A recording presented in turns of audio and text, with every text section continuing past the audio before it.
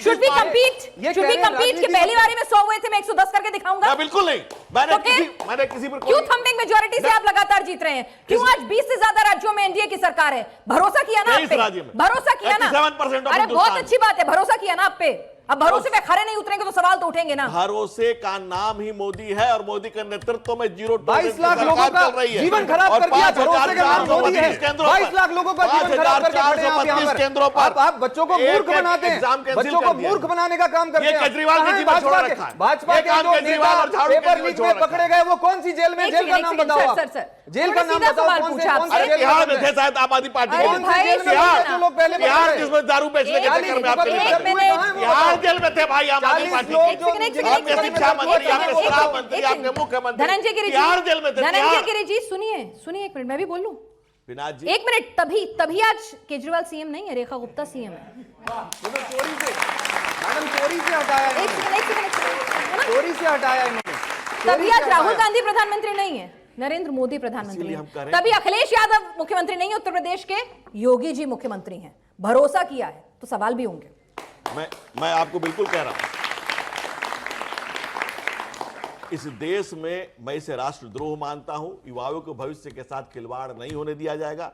हमारी सरकार zero tolerance की सरकार और इसे हम बिल्कुल राष्ट्रद्रोह मानते हैं। इसी कारण सीबीआई जांच चल रही है और सीबीआई तुरंत त्वरित कार्रवाई कर रही है, लोगों को अरेस्ट किया जा रहा है। दूसरी बात, जो public examination prevention of fair means 2024 लागू किया गया है, मैक्सिमम चीजों को लागू किया गया है जो इस बार एग्जामिनेशन में, इसलिए 5432 केंद्रों पर सुरक्षा व्यवस्था पूरी सफल रही, जिसमें आप देखेंगे डीजी एग्जाम, बायोमेट्रिक प्रक्रिया, एआईसीसीटीवी निगरानी, बीएल द्वारा जो मोबाइल जैमर लगाए गए थे, सब किया गया।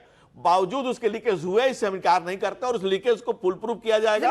इसीलिए सरकार की जिम्मेदारी, सरकार में सरोकार में जनता के सर माथे पर हम उठा रखे हैं। हमारे युवाओं को भविष्य खराब नहीं होने देंगे, इसकी जिम्मेदारी लेते हैं। होते हैं ना, प्यूनिटिव एक्शंस होते हैं ना भाई।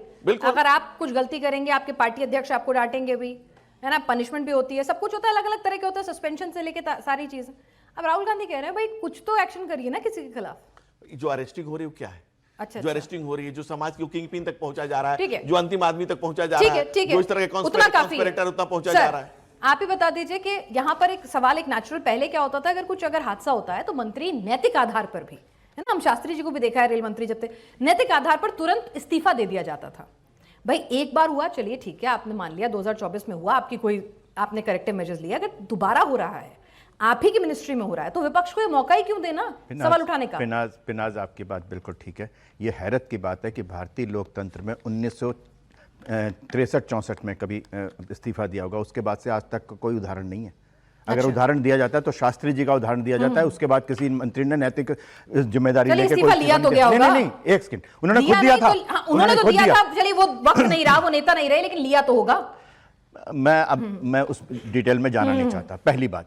दूसरी बात, मैं सहज मानता हूं कि अगर 2024 में हुआ था, और मैं इसमें सरकार की किसी जिम्मेदारी से बचाना नहीं चाहता, सरकार तो है, लेकिन इस 24 से लेकर 26 के बीच में लगातार संसद में, संसद के बाहर या अदरवाइज कोर्ट में, क्या विपक्ष को ये नहीं थी कि लगातार वो पूछता कि क्या हो रहा है इसमें?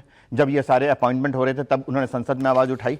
आप ये बात अगर तब से उठती, एक 10 सेकंड और लूंगा, सिर्फ 10 सेकंड और लूंगा। मैं एक बात बड़ी साफ सी बताना, आप लोग भी अपने सवाल तैयार रख लीजिए कि इसमें मुझे इसमें कतई कोई दिक्कत नहीं है कि सरकार की जिम्मेदारी है और सरकार इस जिम्मेदारी से नहीं बच सकती, सरकार की जिम्मेदारी है। लेकिन जो विपक्ष कह रहा है कि सड़क पे आ जाओ अरविंद केजरीवाल जैसे लोग, वो निहायत गैर जिम्मेदार है। उन 22 लाख बच्चों से सड़क पे आने को कह रहे हैं जो डॉक्टर बनने के लिए लाखों की कोचिंग फीस दे करके। ये गलत है। ठीक है सर, आपको एक राजनीतिक विश्लेषक है आप, जरा मैं समझना चाहती हूँ आपसे कि ऐसी क्या पॉलिटिक्स है, इनकी भी बात आपने बिल्कुल वाजिब की कि आपके नेपाल जैसा आंदोलन चाहते हैं, अराजकता फैलाना चाहते हैं, उसका जवाब भी इनसे लूंगी और एलओपी की जिम्मेदारी का जवाब भी मैं लूंगी। लेकिन एक सवाल आपसे हमारी समझ के लिए बता दीजिए, ये ऐसी कौन सी राजनीतिक मजबूरी है कि भाई आप, ठीक है सिस्टम फेलियर है, सिस्टम के लोगों को तो जो गलत थे, कल्प्रिट थे, उनको पकड़ के सजा दी जाएगी, लेकिन एक होता है ना कि आप एक मैसेजिंग देते हैं, पॉलिटिकल मैसेजिंग भी होती है।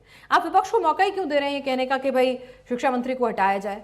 क्यों नहीं वहां पे प्यूनिटिव एक्शन लिए जा रहे हैं? इन्होंने गैर जिम्मेदाराना बर्ताव किया कि जब ये पोस्टिंग्स हो रही थी तब हाईलाइट नहीं किया, लेकिन सरकार ऐसे मैं एक पिनाज एक बात और बता दूं, क्या पॉलिटिकल मजबूरी कि विपक्ष भी एक रस्म अदायगी के लिए इस्तीफा मांगता। आज तक जितने इस्तीफे मांगे किसी का हुआ क्या? किसी पर अड़े क्या?